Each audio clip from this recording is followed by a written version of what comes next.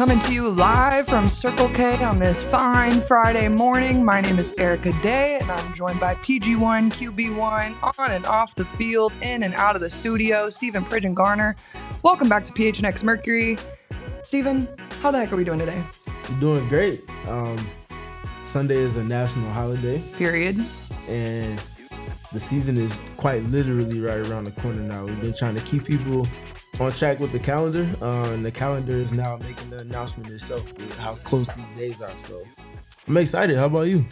Yesterday, I spent my day watching EuroLeague basketball because I was just itching. Like, can we get back to some important basketball? I know that NBA playoffs are going on right now, but I could not be less interested. I'm so excited for this Sunday so I can get back in the facility that we're going to talk about in just a second and just see the squad that, you know, the team has put together. You know, we've got a lot of questions, but I know they've got more questions, and we're really excited to be able to answer them once we kind of get in person and see what the squad's working with. Yeah. Unfortunate news on the Grizzlies side of things for you. No, not too much on the squad now. I'm just saying, if you're not, just let that be known. If that's the reason why you don't want to watch the NBA playoffs, I understand, but you don't have to ignore it. You know, I feel like it's obvious to everybody that's in the chat. All I do is just, you know, get roasted and get heartbreak regarding basketball. As an Arizona Wildcat fan, Memphis Grizzlies, Phoenix Mercury, you know, it just always ends in disappointment for me. And it's something I really had to cope with as an adult, you know. It taught me some really hard lessons about heartbreak, and that's okay, you know. But the Grizzlies will be back. I just hope they don't trade Tripp. Look the same. I know. It's okay. It's okay. I don't have to. I won't crash out on this show about it. You can go over on my Twitter, Erica Lee Day, and you can watch me crash out about the Grizzlies approximately once a month. I don't do it too often. You know, I feel like everybody kind of gets confused. Like, why are you talking about the Grizzlies? But I did grow up in Memphis, and my dad was a radio host for them for a really long time. So I was very invested in the Grizzlies as a child, and now I live here, and they've tried to get me invested in the Suns, but all that is disappointment too. And why would I want to do that twice for two NBA teams a year? And they're both in the West. So how am I supposed to, you know, if Memphis got moved to the East, maybe I could squad up with the Suns. It just makes sense for Memphis to be in the East because it is the East Coast. No different than the Pelicans, but that's a whole nother topic. Anyways, who's your favorite Grizzly of all time and why? Well, I mean, because I grew up a Memphis Tigers fan more than anything else, watching Derrick Rose come back to Memphis was... Luke Kennard. Yes, but like watching Derrick Rose come back to Memphis, me and Melissa, your good friend, were talking about it. I was full sob when that announcement was made. That is just, it's so special to me as a Memphis native. Like, I cannot express to you how much that meant to me as a Tigers fan, and I, you know, obviously it didn't work out as anticipated, whatever, but I wasn't really expecting him to come in and, you know, be this big playmaker and make all these things happen for the Grizzlies. I just thought, damn, this is a really cool situation that, you know, I got to watch him as a child. Like, I'm like 5, 6 years old watching him with the Grizzlies or with the Tigers, and now I'm a grown adult watching him with my NBA team. It's just full circle for me. I got to be full circle for him. Obviously, you know, him and the Bulls are synonymous together, and I'm so happy for the way things have worked out for him there. But I wish it could have been a little longer with the Grizzlies, honestly. I think it was cool to see him mentor John Morant.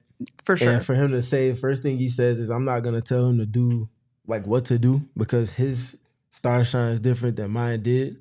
And I think that just speaks to his growth. Leadership is not for everybody. And one of the biggest things is to realize that you can't just copy and paste what worked for you to somebody else that's happening a decade away from when you were at your best. So I think that leadership opportunity in a way has resonated with Ja has meant a lot to his career, and it meant a lot to D Rose too. And I think he mentioned it in his book that he had written a couple of years ago as well about that specific relationship. But not to get off into basketball talk. Sorry about that. Very curious. Inevitably, we had to talk about it. It's playoff time. Yeah. And a broom might be. Yo, chill. Not too much. I was feeling blessed because I'd honestly completely forgotten about the game yesterday. I was watching the SZA and Keke Palmer movie instead, and honestly, time better spent.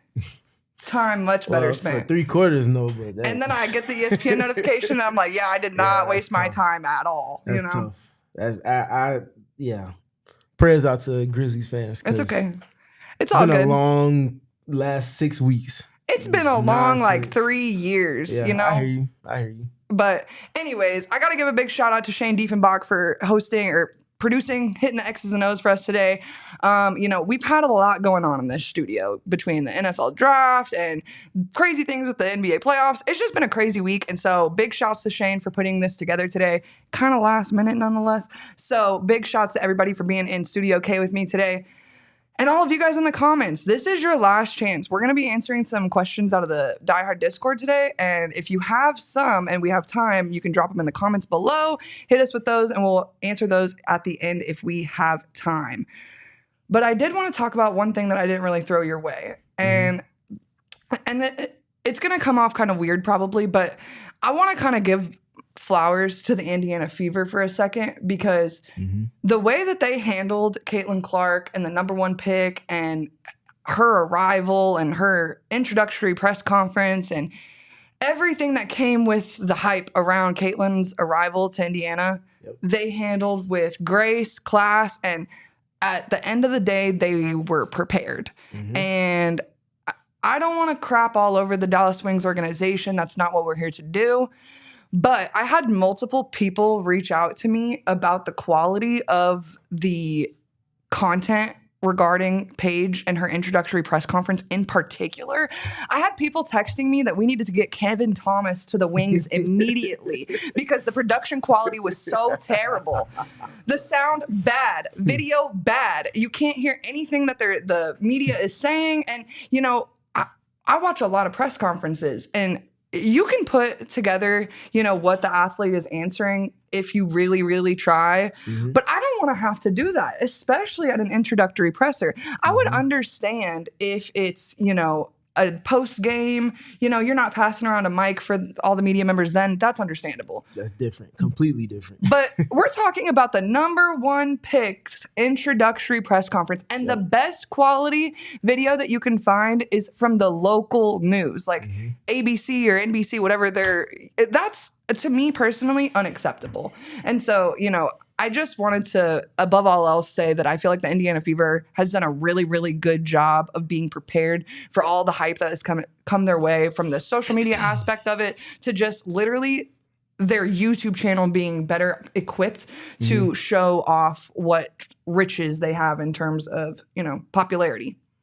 I think that's a great observation, and it speaks as well to just general preparedness for the level of stars and the level of attention that comes with said stars that transition from the college level to the WNBA level. And you can look at that in multiple lenses because there's a lot of players, the last 2 drafts in particular, that have that type of star about them. I don't think there's another team that's done it better than Indiana Fever. From making sure that the camera is around when Caitlin's at Pacers games, both last season and obviously this last week now with playoff basketball going on. I feel like I've seen her in more content than actual Pacers players that are playing in the playoffs. And that's how it should be. If that's your franchise player, that's your gravity piece that's getting the attention for you. If she's showing up to games, if she's doing things in the community, you want that to be seen and pubbed as much as possible. That's what builds up the momentum that's going to take place once they can actually start attending games. That's how you engage and get buy-in from your community. They've knocked that out the park. From the social stuff to the cameras, like I said, following her around. They've done an excellent job. And I think they're the golden standard right now for when you get one of these blue chip college players to come into your franchise, how you should go about showcasing the many different greatness aspects of them outside of them just being on the court. Yeah, and Andy, I love the comment about cropping on Luka too. And obviously that is, yes, but generally speaking, I would expect better from an organization that is getting the #1 pick. And I was talking about this with another PHNX employee before you got here. I was watching the NFL draft last night, right? Tell me why pick one gets 10 minutes to think about something they've had like 6 months to think about. The WNBA draft is 9 days after the season ends, and they get 3 minutes. Okay. So my point is that their preparedness had to start a long, long time ago. And to me personally, it kind of has shown that it wasn't starting a long time ago. They obviously were planning for Paige, but I don't think they were planning for everything that came with Paige. And I think that really stinks from fan perspective. Honestly, at the end of the day, like I have no dog in that fight, but I was really excited to watch the number one pick's introductory press conference. I feel like I couldn't really do that from a productive standpoint. So yeah, I just kind of wanted to point to the way that the franchises are handling these types of things. Like I think it really shows not only just their preparedness, but also their willingness to change with the times. Yep. And so I hope the Wings kind of changes their tone a little bit, if that makes any sense, just because I do think that Paige can change so much for their organization, not just from a game standpoint, but from an organization standpoint and a fan perspective. Like she can completely turn the organization around. Our social media manager here, Emma, was jealous that Dallas gets to tweet about Paige because she's such an iconic thing, and this continues to be an issue with the W. I always preach about it, like the marketability of the players. They are all so marketable. The NCAA does a better job of it. Yep. And then they get to their individual teams, and it's tough. Yep. That's the overarching weakness of the W. Is that true that the NFL won't let them put the pick in until the 5-minute mark? That would sound right. It could be. The NFL draft is that is so dumb. Oh my goodness. I'm sorry that I sound so uneducated regarding that, but that is really, again, y'all, the college football playoffs end like middle of February, right? Middle of January? Yeah, end of January.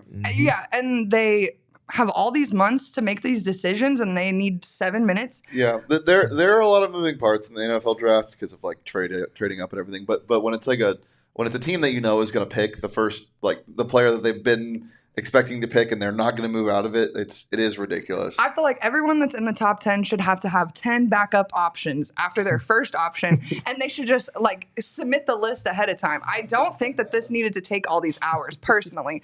I know that they want to make money out of it, but horrible. Like, come on, it just drove me nuts. Like, I'm just sitting here waiting for T-Mac, and I'm having to suffer through all these minutes, and I'm like, all I want to see is Travis Hunter and T-Mac get picked, and y'all are taking way, way, way too long. So sorry to go off on that little tangent there, but 10 minutes. At least you weren't waiting for Shedeur to get picked. I got no comment on that, okay? As an Arizona Wildcat, I'm going to just plead the fifth on that. I've seen so many angry tweets about that, Mr. Man, so I'm going to just let that one fly. But I'll just say real quick, the overarching issue with the W is adaptability. Agreed. And that goes from all of the decision makers with the commissioner, and it trickles all the way down to almost every franchise. And I say almost because there's only a few that I would say are exempt from that. New York Liberty, Las Vegas Aces, Indiana Fever. Everybody else is trying to play catch up. The Sparks could do a much better job. The Chicago Sky have 2 of those blue chips that we're speaking about. Or 3 now. 3 now, yeah. Now 3. 2 last season I'm thinking about. And then obviously this year with Haley, you have 3. Step your game up. You have to. Otherwise, you're not getting the most out of this opportunity, and you're not growing the game the way that you're supposed to and the way that you speak to wanting to from everybody else. I hate to say this because it sounds kind of nasty, but they aren't milking the cash cows that they have right in front of them. And it's doing everyone a disservice from the organization to the top and then all the way down to the players. And I would just love to see that change. Like you said, the Chicago Sky is such a good example because they do have so much young talent on that team and so much young popular talent at that. And so, they're not doing the best job of marketing that, and it's putting them in a bind. And so, yeah, I hope that it changes, but like you said, everyone's kind of playing catch up. So tough. But, one thing that the Mercury isn't playing catch up on, and most other teams are playing catch up on, is that shiny new facility outside. It's just down the street from us. I don't even know what we've been calling it. The Phoenix Mercury practice facility? I think it was Verizon. 5G, just like the Suns, if I'm not mistaken. Well, now it's been, I don't know if you say the naming rights have been purchased. There's been a naming rights agreement. And I'm not sure how long. I was trying to look for information for how long the agreement's for this morning, but I couldn't find it. The length of it is undisclosed. But they said naming rights. So I'm just sticking with the exact wording that they use because I don't want to misspeak on something. So. Well, Shane, if you want to play the video for us, this Mountain America Performance Center was announced yesterday. This is a partnership not only with Phoenix Mercury and their practice facility, but also the Junior Mercury League. And I think that is a really important piece of this whole puzzle. There's a video floating around right now on social media of Kalia and the unveiling, and she is darn near in tears because of this partnership with the Junior Mercury and Mountain America and the Mercury. And I think that it shows that the investment goes beyond just Ishbia and the Mercury, but also into the community, and shows how much the Valley community as a whole is really backing the Mercury and vice versa. And I think that's the thing that probably stands out most to me. I was able to attend it was, first of all, CEO Josh Bartlestein speaking glowingly about the transaction that took place, but how the transaction pales in comparison to what they hope. That's just the business side, but they hope for the community side and the way that it opens outlets that didn't exist prior to it. That's where they're hoping to hit a grand slam. He made sure to mention that there were only 2 young women girls basketball leagues in the greater Phoenix area within just the last couple of years. They're hoping to like quadruple that number. And that's just, again, leaning into giving opportunity to young women that want to aspire to potentially be a professional athlete, whether it be basketball or other sports related, but specific to basketball with the Mercury. They're hoping to be an outlet to give those young ladies the opportunities that they deserve. They shouldn't have to be playing in the boys' league because that's all that's available. That doesn't even make sense. It's 2025. So I was happy to hear that. And a lot of the things that he was mentioning, Kalia Copper, was like standing up. If you're a churchgoer and someone says something that resonates with someone in the congregation, prompts them to step up and clap. And Kalia was very much in that energy with Josh Bartlestein on Wednesday. Well, and I want to read an excerpt here from the release, and just that they've gone from 80 participants in their inaugural season with the Junior Mercury to now over 500 in their 5th season. And so, I mean, this has been in the works for a long time, and they've really done a good job of integrating themselves in the community. And this is just like one piece of it. And I think it's such an important piece. I hate to sound like a cheese ball, but like really, if they can see them, they can be them. When I was 9 years old, I really did have no idea. The closest women's basketball team to me was Memphis University, and they were not good at all, ever. And so like being around these athletes that are world-class, best in the world, is really, a motivator to them. And so I'm excited to watch, this continue to unfold for years and years, but it's really like special to see right in your own backyard. It's really cool for me to see it pick up more steam, and I'll obviously be pushed even more so with this partnership that took place, because the last couple of years, I first saw it in like maybe 2022. NBA League Pass commercials, they always show like random things going on specific to each market. So watching Suns games, I saw there was a Devin Booker commercial. I'll call it a commercial. It was like a hit where he was just pulling up to the YMCA for one of the leagues that I think he either fundraises for or supports in some capacity. And there were a couple of little girls involved with it. And being involved with covering both the NBA and the W, I'm like, why do these girls not have their own league? And I was like, something's not adding up there. So for me to go from seeing that and thinking that to now with Ishbia in place and Bartlestein and everybody in their efforts, to see this now it's been awesome to kind of see that ramp up and them putting action behind all of the words that they've been speaking.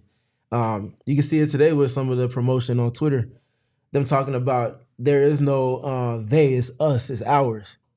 Being all-inclusive for the Mercury and the community being one and not being separated factions of Phoenix. So all of that aligns, and they're doing a great job with that right now. Yeah, and I mean, not to mention the fact that it is a shiny, massive practice facility that they built out. I mean, name a more perfect place in the Valley. I don't think you can at this point. You can't. It's literally shining, and they put I don't know if y'all saw that in the video, but they stamped the naming right on top of it too. So now when you're flying in or flying out of Phoenix, you know what's good. You know what you're looking at. Exactly. Yeah, I'm really excited to go check it out on my way out of Phoenix today. Like, I haven't seen it in person since the name has been put up, so I'm really, really excited to stop by. Only the best facilities in Arizona are sponsored by that company. You know, Shane, I would love to argue about that with you right now, but I'll just save it for another time. Do you want to get into the ESPN predicted starting lineup? Because I've got some things to say about this. Yeah, we got the graphic. Yeah. So I'll let y'all look at that. We'll pause for 5 seconds. Let y'all see that. I'll read it to our listeners. Projected starting lineup, and this is put out by ESPN this morning. Satu Sabali, Kalia Copper, Alyssa Thomas, Sammy Whitcomb, and Celeste Taylor. And now, before we start to fry ESPN, because that's not at all what I intend to do, I want to point to the fact that they obviously don't really engage on a local level with this team, because if you read that excerpt talking about like you're moving away from 2 former franchise players, yes, true, but you also brought in arguably, if you want to include Kalani Brown, you could say 3 brand new franchise pieces. Mm-hmm. And so, you know, I think that I've seen a lot of people talking about, you know, this Mercury team might have a lack of depth. And when you got ESPN and us arguing regarding who's going to be the starting lineup, I think that like depth piece goes out the window. There are a lot of players that are on this team that I think are good enough to start on this team and won't start. Probably looking at Kalani Brown or Natasha Mack, like one of the 2 players listed in the starting 5 with Celeste Taylor. Like, she's played her rear end off over in Australia this year, but that doesn't mean that she's going to start on this particular team. So I think that this starting lineup is really interesting for thought, but I don't think that it'll come to fruition unless there are great injuries around the Mercury. Yeah, I don't see this being their starting lineup. And this is no disrespect to anybody that's included in this 5-woman group. I think this will be a lineup that they use. I just don't think it'll be their starting unit, nor will it be their closing unit. Agreed. And I just think that's because of the amount of talent, to the point that you spoke to, the amount of depth that they actually have in contrast to the discourse on social media. There are options, plural. And that could change on a matchup basis. That could change on a round-by-round basis if we're talking about the playoffs. And I think that's something that's going to be a weapon for them, because they can play whatever style of basketball that they want to. They don't have to react to what an opponent is doing because they only have so many options. Nate Tibbetts has an embarrassment of riches in multiple respects as far as his optionality with the versatility that he can lean into. And that's something that you want as a coach. And I think that's going to be something that differentiates them from a solid majority of the league. Now, there comes a learning curve with that, and figuring out which buttons to press and which one works best for the team. That's going to be what the regular season, 44 games now, is for. But having those options at your disposal is what any coach will want more than anything else. Well, and I think, like, we've talked so much about how much flexibility I think this team is going to have, like, from just the point guard position. Mm-hmm. So I think that this lineup almost would be like a little counterproductive to what this team is probably going to be trying to do. And we'll get into what we think the identity piece is going to look like a little more in a bit. But, like, I just think that lineup would, first of all, the size of that lineup is not nearly enough, I think, to compete with the contenders of the West, for lack of a better term. The West is stacked right now, considering the Aces.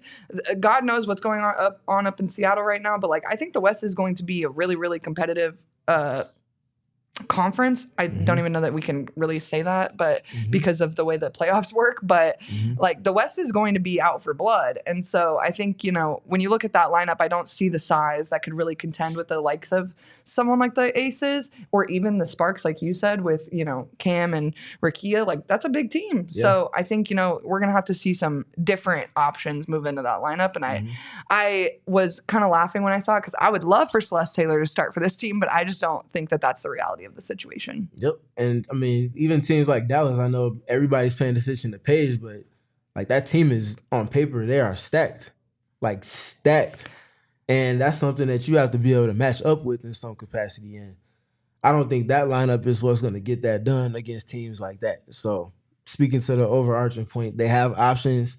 That will be one of them, but I don't think that's going to be one in terms of starting and closing games for this team. Yeah, like you said, the embarrassment of riches goes really deep on this team. And so I'm excited to see what he comes up with. The Kalani Brown disrespect needs to stop. Like, it should have never existed in the first place, but definitely now, like, season's right around the corner. She's here in Phoenix. She's been here for over a week now. like her impact is gonna be very loud for people that it's gonna almost hit like, oh, I forgot they have Kalani. Like, yeah, like pay attention. Well, and I think, to be fair to a lot of the people on socials, I understand that the names on this roster aren't like the new shiny toys of the league, right? And so a lot of the newer fans are unfamiliar. And so I think, as the season goes on, like people are going to really wake up to the contender that the Phoenix Mercury really is. Well, that part for me with the new fans, like there's no disrespect to new fans. New fans are always welcome, but you can't come in speaking as if you know everything when you haven't done your research, you haven't done your diligence. Go do your research if you're going to speak about things in certain ways. Otherwise, you're just like, what are we doing right now? Talking out your rear end. Correct. There's many other phrases you can make, but that's definitely one of them for sure. And like David said in the chat, there is a lot of great hidden European talent on this team. Like that's literally across the entire league, but especially on the Mercury, yeah. In the EuroLeague game I'm watching yesterday, it was just the most random assortment of like fringe WNBA talent, and it's just really fun to watch. So I think, all training camp for all teams, with the exception of I think the Sun or the Dream only have like 15 on their training camp roster. Maybe it's got to be the Dream because I think the Sun has 21. Yeah. But it's going to be a really competitive training camp across the board. So, should we get to the questions? Okay. Already calling out my Discord questions. Hey, we're not even talking about you, man. Get out of here with that. We're getting there soon, guys.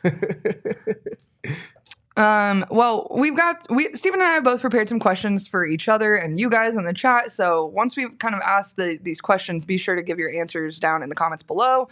And while you're at it, don't be afraid to like this video. I know I always forget to say that at the beginning. So be sure to do it literally right now as you're answering these questions down in the comments. Would you like to go first, Stephen? No, you can go ahead and kick it off. Okay. My first question is, which of the younger players on the Mercury is poised to have a breakout season this year? Depending on what's your cutoff like age? Are you saying anybody that's not like Kalia or older? Because Kalia is 28 right now, I believe, or 29. Yeah, I would say 4 or less years in the league. Okay, 4 or less years. Well, who are you thinking? That's my question. I'm really thinking Mac. And I know that Mac played really well for us last season, but I think the thing is that Mac has some real serious overseas experience now. She's played in some really competitive playoff basketball over there. And I think her size is going to be really well suited for this team. I don't think it's something that they're going to be able to go to a lot of other places to get. And so, I think the combination of her on the floor with the big three or even without the big three is going to really bring a lot to this team. I think she has grown so much in her time overseas. I would love for it to be Celeste, but I will be interested to see with, like you said, the embarrassment of riches at the guard position. I'll just be interested to see his rotation right there and how he really plays with all of those minutes that are available. But with Mac, I feel like she's going to have a ample opportunity to kind of step in and play a certain role on this team that will make her seem like a better player than maybe she was last season. Do you think the opportunity minutes-wise is going to be there in the same capacity that it was last season? Because obviously last season she started when Brittany Griner was out, and then when BG came back, initially she played a solid bit of minutes, and then it just kind of wavered up and down after that, especially once Monique Billings got brought into the fold. So I'm just curious, how much minutes-wise, what do you think she would need to get that to get to that level that you're speaking to? I think she's gonna get in between like 18 to 23 minutes a game, but if I were to gander, but I just think we're gonna see a new level of Mac. And so maybe, I don't think we're gonna see her get any postseason awards, but I think she will be an important piece to what this team is trying to accomplish. Steven's pondering. I can see where the opportunity is for Natasha.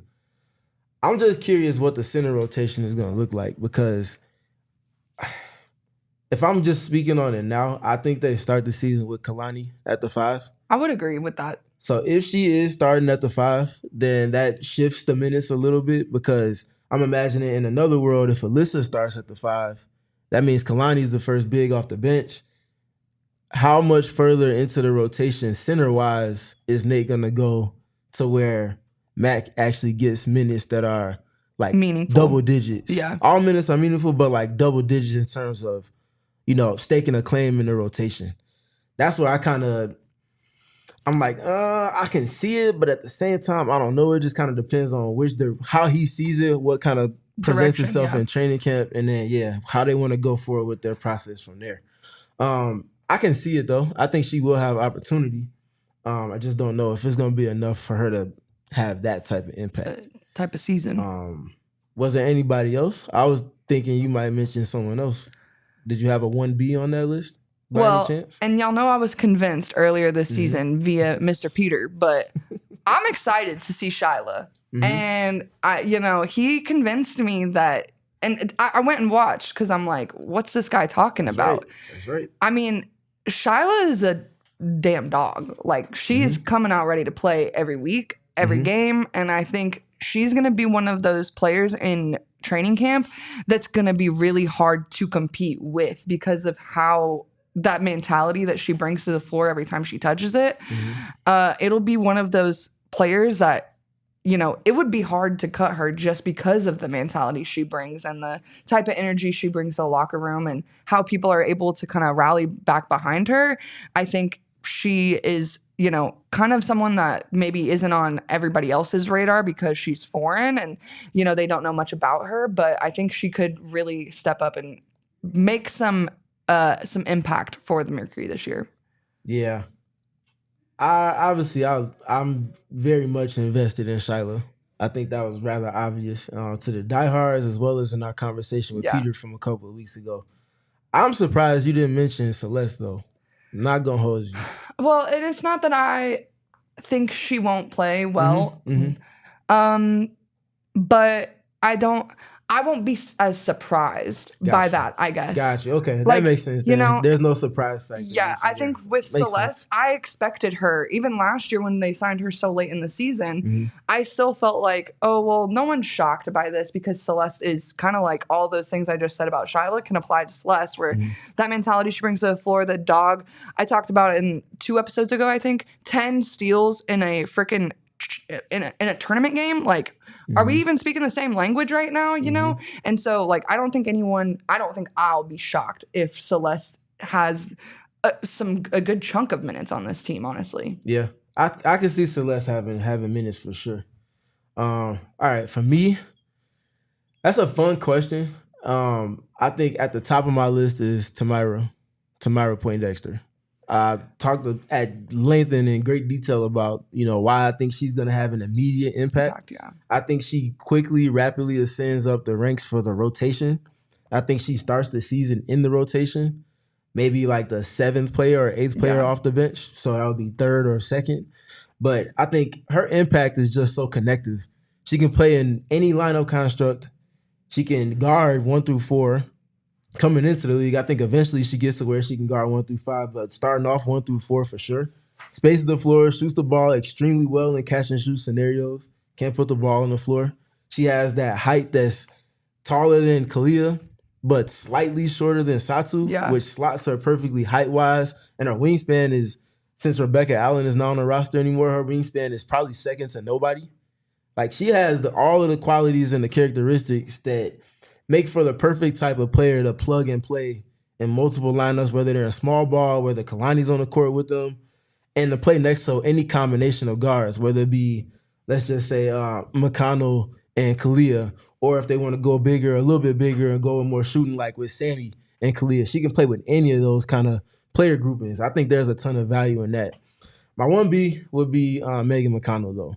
We haven't talked too much about her, but the point guard play, the steals, the assists, the quick decision-making, the shooting ability, how she gets after it at the point of attack defensively, she's going to be tested for sure, especially with the strength of guard play in the W, and there's going to be a learning curve.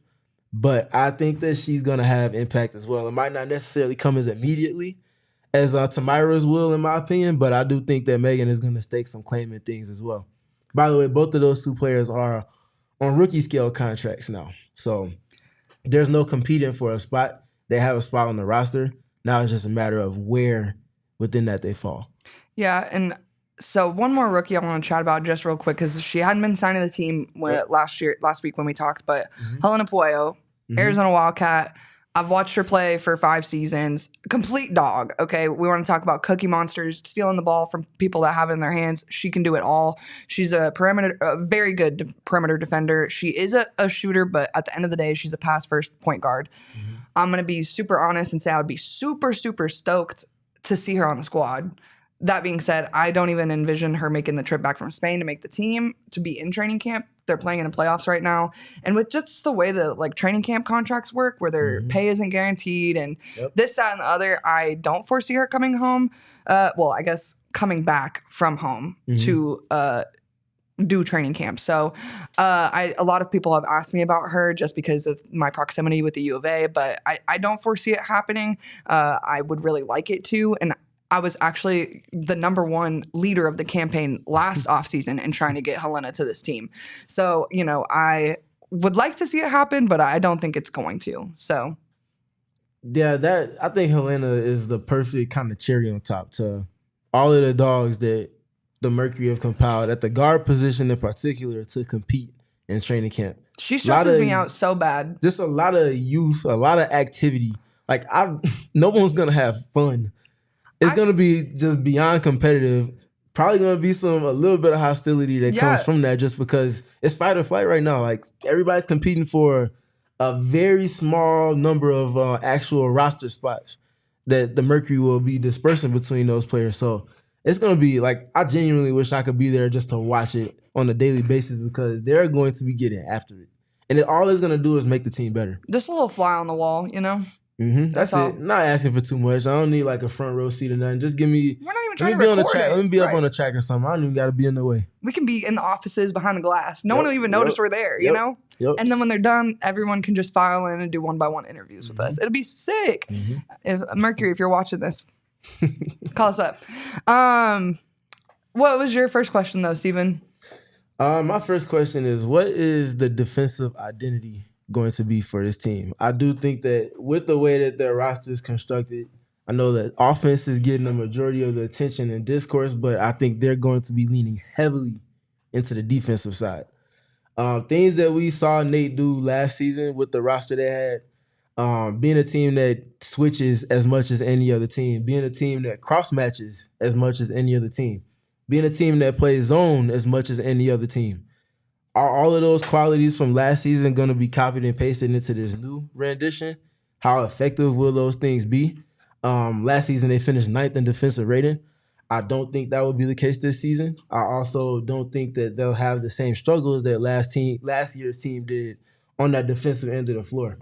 So how much do they lean into that? And kind of before I go on with that, what are your thoughts on the Mercury defensively? Well, regarding the switching in particular, I feel like a lot of their deficiencies last year on the defensive end were because of their size. And I don't necessarily think that those same size issues apply to this particular team. And so I don't think we're going to see that as much. I think, when I think about the defensive identity of last year's Mercury team, I think about Natasha Cloud guarding Asia Wilson. That is literally my first and only thought. And I don't think we're going to be seeing our point guard 5s or 4s even that often this year. I think we're going to see them stick to, for lack of a better term, where they belong on the floor and guarding their person. And I'm kind of hopeful that that's the case because I think it'll make the defensive identity of this team that much better. I think I'm banking on this team finishing top 5 in defensive rating just because of how, flexible they can be with the defensive end with this roster. I think they're going to be limitless on the defensive end of the floor. I think that having Alyssa Thomas, the engine to spearhead a lot of that, is going to be something. I'm going to be very curious about seeing who it is that she's guarding on a possession-by-possession basis. Take the Aces as a template. Maybe they want to throw her on Chelsea Gray. And how do the Aces react to that? Because if she's on Chelsea Gray, maybe that means that Satu's on Asia, obviously. So now if they go into that 1-4 pick and roll, now it's a natural organic switch. Now you're taking that off the table for them. And if they go to it, it's just bleeding away the shot clock. Like, just minimizing the margins and the advantages that other teams usually try to manipulate, making that something that you're taking off the table from them, that's dictating to your opponents. I think that's something that they can greatly lean into. And I think they can do it across multiple lineups. If Kalani's on the court, naturally Kalani's probably going to be guarding either the opposing center, or if a team has someone that's not the best shooter, let's just say they're going up against, let's just throw out there the wings. If they want to get real exotic with the defense, maybe Nate decides to throw Kalani on Dejanay. If Dejanay wants to shoot, by all means, go ahead. But if you get in the pick and roll, which she was very good with last season with Alyssa, if they try to put her in pick and roll or whatever, now that just becomes a switch. And, little things like that just make teams have to work through more layers of their offense than just going to what you want to get to and then scoring the way you want to. It's not going to be easy. Add to that the fact that they have so many high IQ players on that end. All of the big three, yes, they're known for their offense, but they're all equally known for their defense as well in respect to their positions. They all have plus size as well. I think all of those things bode well for them to be top 5, like you said. I think their goal is going to be the best defensive team in the league. It's not going to be easy. Obviously, continuity is not on their side. New York is who they are, and before New York, obviously Minnesota is who they are. They're just going to be leaning more into what made them great last season. So they're going to be playing catch-up in a sense because of the continuity, but I think they finished top 3.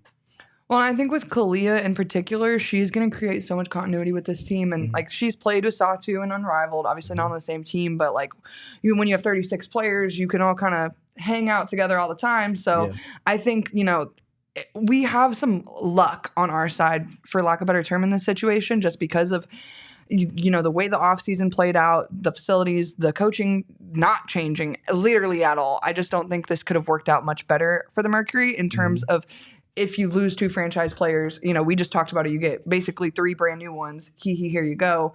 Franchise is reborn again. And I don't foresee continuity being the biggest issue with this particular team. Yeah, that's my thing too. It's how quickly do they get their defensive principles established? Yeah. And then from getting it established to evolving that process, how quickly does that take place? I don't feel like it's going to be something that's hard for them. I think they've probably already started having conversations about the ways in which they want to go about doing so. It's just a matter of the impact on the game being where they need it to be, and then them building out reps when teams try to counter them and put them in certain situations, and just gathering information to then apply once you get to the halfway mark. Naturally, again, 44 games, you have more time. Even if it's only 4 games more, you're marginally given more time to experiment and learn things. 4 games in the W, depending on how your schedule is set up, could be an extra 2 weeks that you didn't have last season. Yep. And add to that, also having a full training camp. We want to make sure you mention that. Last season was the shortest in league history. That changes a lot as well in terms of that process, especially if you have a lot of new players like the Mercury do. But I'm also curious, like I mentioned with the 2-3. Tamara Poindexter, I keep bringing her up. She's a player that we saw in college be put at the top of a 2-3 and be one of those bigger wings that's using their size and athleticism and activity to stifle things. Nate Tibbetts last season, a lot of times when they went to the 2-3, it wasn't Natasha Cloud or Kalia Copper at the top. More often than not, it was Rebecca Allen and Sophie Cunningham putting the wings up there, letting them just be big and athletic with their wingspans and just kind of working through things from there. I'm curious how much of that is going to be a part of their process. Is it just after timeouts, or will you go to even over the floor of a game to take away possessions from an opponent and really just kind of steal back control and play the game on your terms? It's going to be fun to kind of watch those dynamics play out, but that's my first question. Any more thoughts on the defense? No, we got to get flying through this, or we're going to not get to our diehard questions. Okay. What is your biggest roster construction question at this point with this team? There's 20 members on the training camp roster right now. What as we move into training camp, we'll get to talk to the players for the very first time on Sunday. What do you think the biggest question is right now as we move into training camp? The question for me, I know the question for a lot of people is point guard play, but the question for me is 3-point volume and 3-point efficiency. Defense can be great if the 3-point shooting is not at a certain volume, if things aren't being taken away from the other side of the court, if your 3-point shooting is not on par or exceeding your opponents, the math becomes a little tough because you can play top 3 defense, But if you're not taking away the 3-point line enough to where that defense is impacting things, everything else gets a little tougher. So how organized is that part of it, and do they execute to a level in terms of the 3-point shooting volume and efficiency for it to have a way on the game? Yeah. And who's taking those shots as well?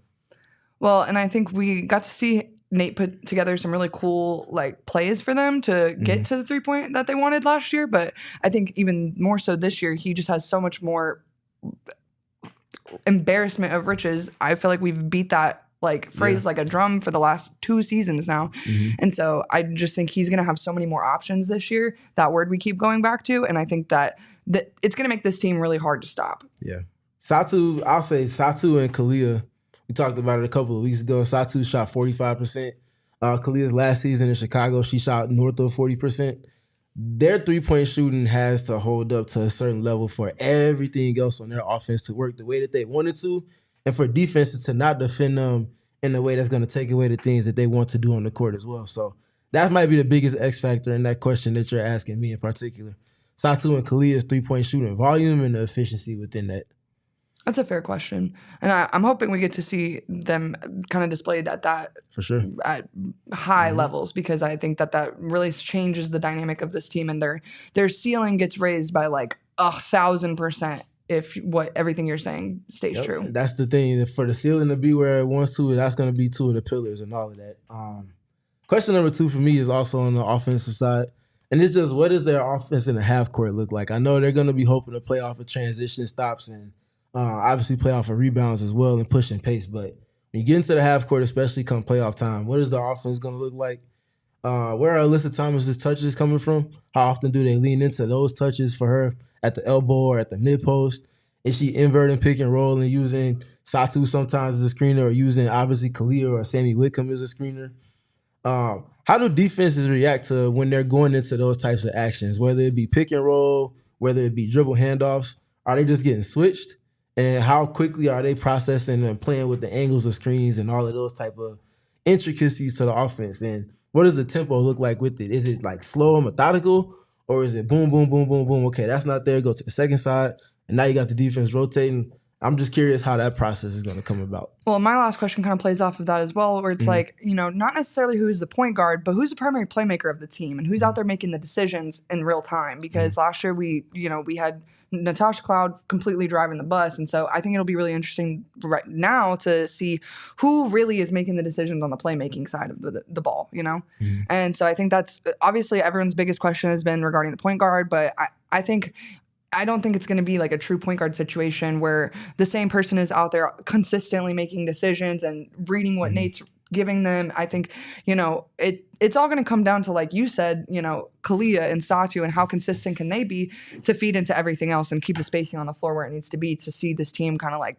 succeed at a really high level. Do you think that's going to be more so Alyssa, though? Or you think it's going to more so be Satu or someone else? I think Alyssa will ultimately carry the weight of a lot of the decision-making on the team. I think it makes the most sense. She's got that.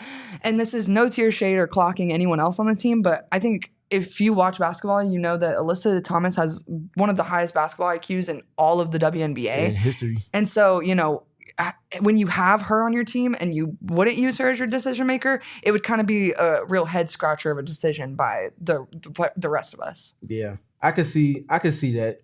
I think Kalia is going to be the closer. I think Kalia will be option 1, but I think at the end of the day, who's putting her in that position to be the first option is going to be Alyssa. And that's to my point. Play starter will probably be Alyssa. And play finisher, at least as a target, is going to initially be Kalia. If they take her away, then obviously your perfect counter is now you have a third option in Satu.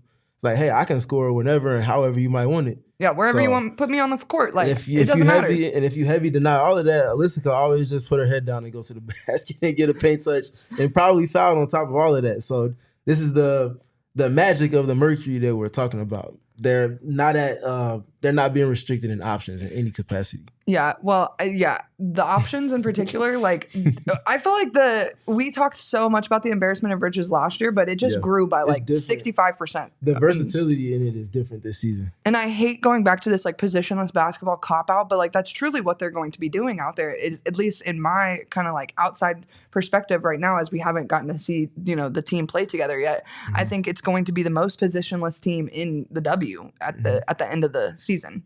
I think the only team that can rival them there is New York. Yeah. Just because of everything that Jonquel and Stewie do with Sabrina up there. But JJ. Yeah. That's a lot they got going on. Y'all are talking about how can we get HVL here? I want JJ. Like, y'all are thinking too small, literally. Like, I'm trying to get JJ in Phoenix, I don't know what more I have to do. I think they got enough, honestly.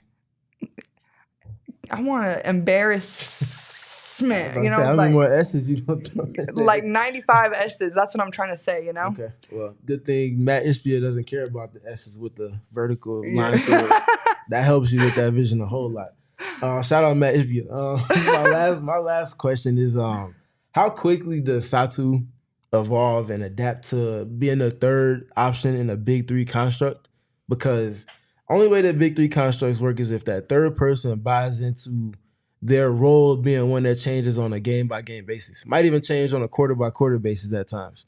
Will she be able to quickly adapt on defense in the ways that they need her to feature and be used, and then offensively the same way? And how kind of consistent will she be with those changes that are going to take place over the course of games? If she does that quickly, which I don't think will be an issue, they can quickly start to look like the team that we expect for them to be. If it's a little more gradual naturally because of a new situation for her, but also a ton of new pieces around her that are new to this situation as well, it might take a little bit longer for that to hit the way that they desire for it to on offense. But defensively, I think it's going to hit almost immediately, and she's going to be enabled to be that unicorn that she's been for quite some time. I think the one benefactor in regards to that particular piece with Satu is that she's already been in town for like 2-3 weeks. Mm-hmm. At this point. She's been in the facility. She's been, shooting the ball with Nate and, everybody else on the coaching staff. I think I would gander that the sell when Satu was coming here was, even before the trade happened the way it did and, pieces left, I still feel like she was automatically going to be the third piece of the big three. Mm-hmm. And so I think that was the big selling point in coming here is that, in Dallas, she didn't have to do everything because of Enrique being there, but she did have to carry quite a big load on that team. Yep. And so I think she's really excited to not have to be option 2 and carry such a massive, like you could argue at some points 50% load of a team that is just trying to crawl their way into the playoffs for like 3 back-to-back seasons. Yeah, I think that weight being lifted off of her shoulders and her being able to just lean into more of the things that make her great and not have to be fine-tuned to a couple of specific ways of operating, I think plays right into her unicorn characteristics. So I think she's perfectly positioned, and it's going to be fun to watch that just kind of evolve over time. Well, we've got some questions from the Discord chat. We do. You got them pulled up for us? I do. Period. All right, I'll pose it to you. You can go ahead and answer, and then I'll kind of give a follow-up and answer after that. Yep. Or you want to go back and forth like ping pong? We'll ping pong. Okay. I'll pull them up right now. Okay. I'll go with the first one then. These are all from Steven Weiss, though. Shout out, Steven. Shout out, Steven, and the Die Hard chat. Not forget about you. We just had to make sure we structure things appropriately for the show. So here we are now. First question being, reflecting back on last season, did the team put an optimal lineup around Diana Taurasi in what was likely her final year to compete for a championship? I'm going to say yes. Mm-hmm. And, if you go back to our pods before the season started, I really felt like the pieces in this team could compete. And that wasn't a lie. I think it didn't exactly come together the way we had envisioned it. And there were a lot of injuries surrounding the team, from BG at the beginning to Beck Allen, who was arguably at times the most important plug and pull piece of the team. And so I think, negating all of that, I think yes, but I think it just kind of fell apart in the way they had anticipated it going. I would say yes too. The fact that Matt Ishbia was able to go and find the opportunity to get Kalia Copper, that was not in the cards for them initially. The fact that they were able to make that trade happen, and then also obviously bring in Rebecca Allen and Natasha Cloud, in addition to a few others, yes, they did as much as they possibly could with last season's roster. Health was not on their side, And I feel like more than anything on the court related, that's what stagnated the entire season. BG being gone for the first 8 games until mid-June. Rebecca Allen being in and out, and ultimately not there in the playoffs. That shifted a whole lot because Beck was part of their identifying pieces last season. With her I would argue probably one of the most important pieces of the team. She was the X factor for the team last season. They needed her 3-point shooter. They needed her IQ. They needed her connective play on offense and defense. Her not being there put a hit on their depth as well because now Sophie has to go into the starting lineup, and then it's like, okay, when you get to the bench, then what? Exactly. And when you get to the playoffs against a team that eventually went to the finals in Minnesota, obviously they're going to be able to exploit that with their 9-player rotations that they could go with on any given game. So, yeah, they did the best job they possibly could. It's just unfortunate that they weren't given the best bit of health to go about sending Diana off the right way. Yeah, and I think luckily I still feel like Diana got, her flowers and some, so I don't think it didn't work out, crappily or anything like that, but I definitely think, she really wanted that final opportunity. And you could tell the way she played in the playoffs. Right. She was her. She was her typical self. Getting the double teams, making passes, scoring, knocking down multiple threes. She was there. She was even getting after it on defense in ways that we hadn't necessarily seen in the regular season. So she was locked in. She just didn't have all of her troops. Well, and I kind of agree with Rob where it's a little luck and they do make a deep run, But the injury situation was just so tough. I think if with a little better bit of health, they just don't go against the Minnesota Lynx in the first round. Yeah. And that changes everything about the team. Everything, yes. I mean, Minnesota wasn't going to lose to anyone but the Liberty last year. No. I think that was, if you listen to our podcast, it was written in stone. Yeah, I was trying so hard to convince myself, the Mercury have a chance. They did not. Yeah. It was just a tough go with the margin for error was non-existent. They had to literally play a perfect game. Right. I mean, the Mercury or the Lynx really could arguably play 12 deep if it's not the playoffs. Mm-hmm. And then when you get into the playoffs, to still be able to play 9 to 10 players is absolute bananas. Yep. So yeah, they didn't do a disservice to DC with the roster they put around her in her last hoorah. Well, next question is which departure will likely hurt the Mercury the most? Excluding the DT retirement, we got Sophie, Tosh, BG, Beck Allen, and Sophie for a second time. For me, it's Brittany Griner, and I know you said excluding Diana, but it's for similar reasons that Diana brought. For one, is the culture establishing piece. There's a mystique about when you have players of that ilk that have that type of resume that aligns with winning internationally and stateside. That just sets a different type of precedence. So that alone, and those two are more as aligned with Mercury culture as any other players in the history of the franchise. So those two players being removed from that changes a lot. But on the court specifically, there's been a shift for the Mercury. All of these years, Mercury fans have been able to get real comfortable watching Diana and Brittany Griner get double teamed in every which way. Diana pick and roll, double team. Diana gets the isolation. Everybody's tilting the court to try to take away options from her. BG gets the elbow touch. That's going to get a double team from some capacity. She gets a touch on the block especially. That's getting an immediate double team. You don't even have to question it. It's just a matter of where it's coming from because you know it's coming. This season, that answer is not nearly as clear. And that's no disrespect to either of the big three, but they just don't get double teamed in a historic fashion in the ways in which Diana Taurasi and Brittany Griner did. So they're going to have to figure out that portion of their offensive process in particular. Because offense is not going to be as easy to come by as it was when you have Diana and Brittany Griner on the court. So that gravity alone it kind of shifts things in terms of their approach. They'll be fine, but it's just going to take a little bit of learning to come with that. Well, in my answer, it kind of contradicts something I said earlier, but it is Tosh. And for one reason is that she is just an extension of her head coach. In every position or every place that she's been, such a valuable piece for the coaching staff on the floor at all times. And that was no different in her one season with the Mercury. And so, I think the Liberty's super lucky in what they're going to get out of her, but we were super lucky to get what we got out of her in just the one season. Yeah. And Lindsay in the comment, we'll all miss her grit. And she was such an automatic fan favorite that it does stink the way that things all played out with that. But I definitely think that it'll be like Steven literally says, you know, she is the type of dog you want leading your backcourt and handling the ball for you. So you can trust that, you know, great decisions are being made. I think Mercury fans can sleep well at night knowing that Alyssa Thomas is, you know, right there waiting to pick up the, you know, ball. But nonetheless, I do think that the Mercury franchise as a whole will really miss Tosh. Yeah. Tosh is my 1B to that answer. She just wears her heart on her sleeve. And you can see it in everything in the ways she does. in which in every movement, everything she says, like she's just a special human being, yet alone a special basketball player.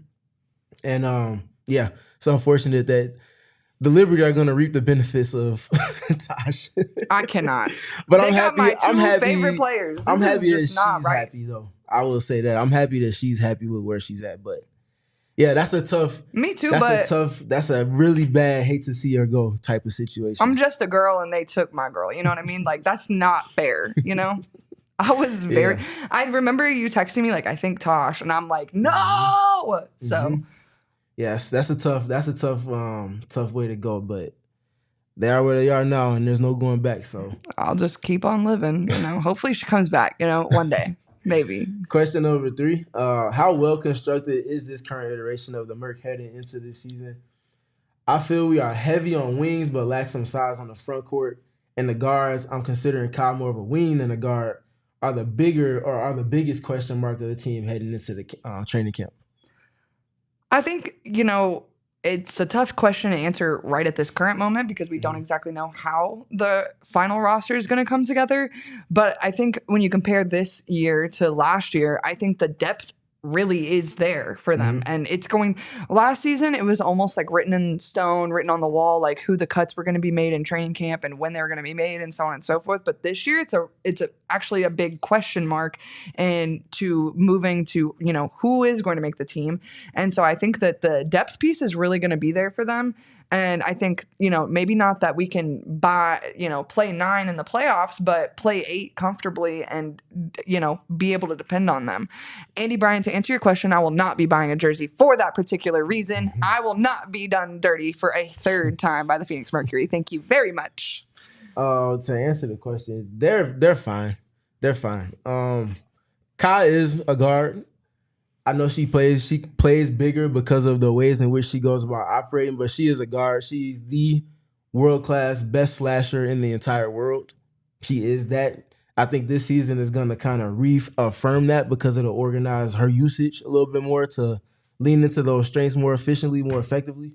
Look no different than players like Jackie Young. Jackie Young is a bigger guard, but she's also a guard as well. So for that, and considering Kalia as a guard, I think that helps to better organize things. I think they're fine. They're fine. Just to reiterate Flip that, chat. Fine. They're fine. They're fine. The next question is, who do you expect to have the biggest change in role coming into this team? Could be a returning player like Ka, Celeste, or Mac, or could be a new addition, but a change in how they function like Satu or AT. And I think we kind of both answered this a little bit already. In my opinion, it is going to be Satu just because of how big the load that she had been carrying for that Dallas team. I think maybe AT's load lessens a little bit as well, but I think Satu in particular, like she really can relax and just play her game this year. Yeah, that's what a Big 3 construct does. Yeah. It lessens the usage and makes it more imposing to opponents. But I think that the organization within that, what specific roles that each of those players is going to have to play to, that's on Satu. I think Satu's probably best built for that in terms of having that role variability on a game-to-game, quarter-to-quarter basis, series-to-series basis. I think she'll be able to wear that crown well, no differently than she does the unicorn crown. And the reasons why she's the unicorn will kind of be uplifted a little bit more. Like, she's the unicorn because she can play any role. Need her to run pick and roll, she can do that. Need her to play on the second side and play off a closeout, she can do that. Need her to play catch and shoot because they're closing out short to her, she can do that. Guard a guard, cool. Guard a forward, cool. Guard a center, cool. Do all 3 of those things in one possession, that's fine. Grab a rebound and take off and go in transition, grab and go, that's cool too. Make a pass back door because they're double teaming or they're switching and they're loading the gaps, that's fine too. There's literally nothing she can't do on the court, hence the name the unicorn. And this, by the way, it was really dope to see the commercial where Chelsea and Yes. all of the Adidas athletes are talking about. I think it was Chelsea and Candace, and they were talking about, man, she really moves different. Huh? Like that's why they call it a unicorn. Like that's exactly why. The brands have really done a good job of stepping up. Hey, shout out to Adidas. That commercial is so fire, by the way. That's another one I just love to be a fly on the wall in it. All that greatness on the court at one time. Just let us be there real quick. That's fun. Let us watch from the roof. For real though. Question number 5. Are there any players out there, free agents or via trade, that could push the Mercury into title contention this year ahead of the change in landscape and the potential CBA that's coming after this offseason? I'll throw that one to you first. Well, I think we've beat this name like a... I think everybody has. Yeah, but Emma Miesemann, man, like... She's an answer to every team's problems. It doesn't matter what your problem is. Yep. Emma Miesemann can fix it for you. And so, will the team go after her? We could spend the whole season speculating the same exact way we literally did last year, because it could have happened at any point last year, and now it kind of feels the same this year that it could still happen. With prioritization and the way the CBA works, it's kind of just... We'll see. We'll wait and see. But Emma Miesemann, really puts them over. Almost over every team in the West at that point. If Emma's available, there will be 13 teams that throw their hat in the race. 14, because Toronto's just going to call just for fun. Correct. If you're not going to come this season, what about next season? You want to just come now, get to use the facilities for fun? For sure. Here we go. Former finals MVP, Emma Miesemann. Right. We'll get a call from every team. She'll have her pick of the litter. So, yes, any team, if she's available, she'll get a call from everybody. But looking at players that are actually in the league right now at this moment, Big Mama Steph continues to come to mind for me, because defensively, she has the versatility. She can switch. You don't want her to do it all the time, but she can switch. She can hedge. She's one of the better hedging bigs when she's asked to do so.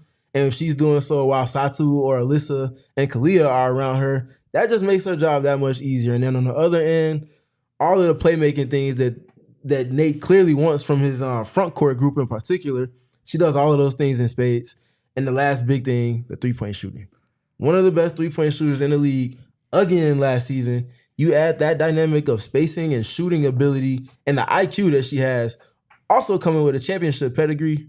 I don't feel like another player in terms of realistic options checks off that box for the Mercury more than one Big Mama Steph might. Well, and with Big Mama Steph, the Mystics have done a real crappy job of marketing my girl. And she's made it known how tired of the disrespect on her name she is. And literally within the last week. She's never bit her tongue. And so, she's not mean. She's probably one of the nicest players I've ever met. And yet she is throwing massive shade. I want to say it was at ESPN just because of this little graphic they put up on during draft night. She's tired of the blatant disrespect. And so are we on her behalf. And, she could really prove herself on a contending team here in Phoenix. And so I think that's a really good name to bring up. And I would like for that to be on my radar. Big Mama Steph, that's the one for me. She can play the 4 next to Kalani Brown. She can obviously play the 5 next to Alyssa, or the 4, however you want to look at that. Or if they want to double down even more, put Satu at the 5. Big Mama Steph can play that right at the 4 next to her, or vice versa. Optionality. Can't say it enough. Well, the last question. Speaking of the CBA, what are the biggest changes you hope to see outside of hopefully the obvious better pay, expansion of benefits, family planning, better travel accommodations, and per diems? Kind of what I just spoke about, prioritization. I hope that the options for overseas players get a little bit better so that we can... I've beat this point like a nail, but this has to be the best team in the best league in the world.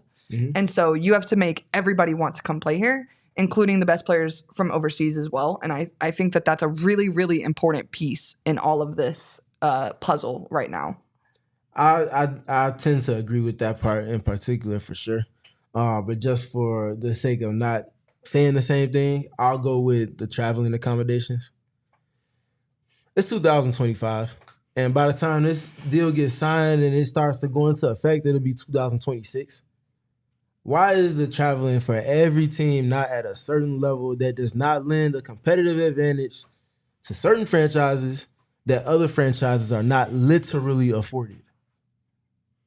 Not okay in any capacity. In addition to that, the traveling, security. Yeah. Last season is a whole issue with Chicago Sky players traveling and just random fans being able to not only know where they're at and what time they're going to be there, but literally be able to pull up and harass them. Yeah. Those little things cannot happen with the types of star talent that you have coming into your league. Things have to evolve. What you were able to get away with years, decades ago is not going to get it cut in any capacity in 2025 or beyond. Step it up. Caitlin Clark should not be subjected to any of those things. Angel Reese shouldn't be able to be subjected to any of those things. Tevji Uzun shouldn't be subjected to any of those things. Regardless of what spectrum of player you're looking at, all of these teams need a certain level of security in tandem with that traveling to where, like I said, there's no competitive disadvantages and they're being able to get from point A to point B without being harassed. Well, I hope that all the other things that Stephen listed out in the answer are also true. Better pay, Absolutely. Better benefits, Absolutely. Family planning, even childcare at the facility is just like the Unrivaled had. I think that was a huge step in the right direction for, women's basketball as a whole. Women's basketball league. Right. It kind of only makes sense. Preach. Just like that. Yeah. Well, I'm Khalil. Like I said, I'm Khalil when Josh Bartle's team was talking on Wednesday. I'm standing up. We are gonna have a show next week. What day? What time? It's kind of up in the air right now, but we'll keep you super posted over on the PHNX_Mercury Twitter account. And if you haven't already, you need to become a diehard. Literally right now, it's $36. Best deal of the year. My goodness. And if you hadn't heard, I'm doing a WNBA fantasy league and you've officially missed out. So you got to be in the Discord learning all of this information so you don't miss out on my incredible fantasy league, that of which I'm probably going to forget to set my lineup every single week for. But that's okay. $36. You get a free t-shirt with that, a $35 value, mind you. So literally it's basically $1 for the membership. Be so serious right now. There's a link down in the bio to tap in with this offer. But with the NFL draft, you got to join now. We're talking big smack in the Discord right now about everybody, about me, about the Arizona Wildcats, the Mercury draft picks, the lack thereof over the last week. And then obviously, we got the ASU and U of A rivalry that Shane and I are going to finish arguing about, Desert Financial, Mountain America, and all that other nonsense here shortly. We'll also have diehard exclusive content coming. Period. This upcoming season. Between us two. I said nothing about the basketball arena. Let that be clear. Whatever. He doesn't want to talk about the basketball arena. I don't. It's nasty. It's horrible. They canceled a game 2 years ago because the water wasn't working. That's crazy.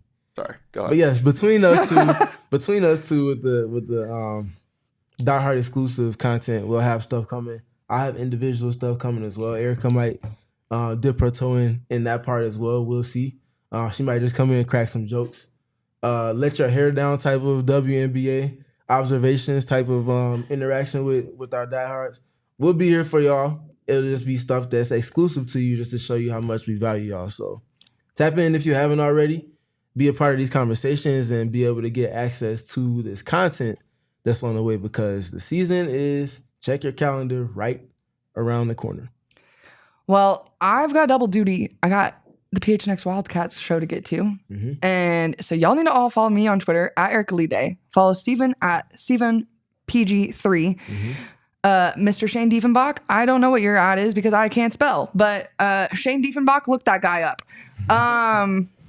Shout out to all of you guys for joining us in the comments today. Be sure to give this video a like, become a diehard, and at the end of all of this, be sure to tap in with us over on Twitter at PHNX_Mercury so you can know when the next time we're going to go live is, because it's probably, if I were to guess, going to be Wednesday. I can't guarantee that. So don't hold a gun to my head if that's wrong, but I think it's going to be Wednesday. So we will see you guys then. Thank you for tapping in with us, and we'll see you guys next week. We all silly like the mayor.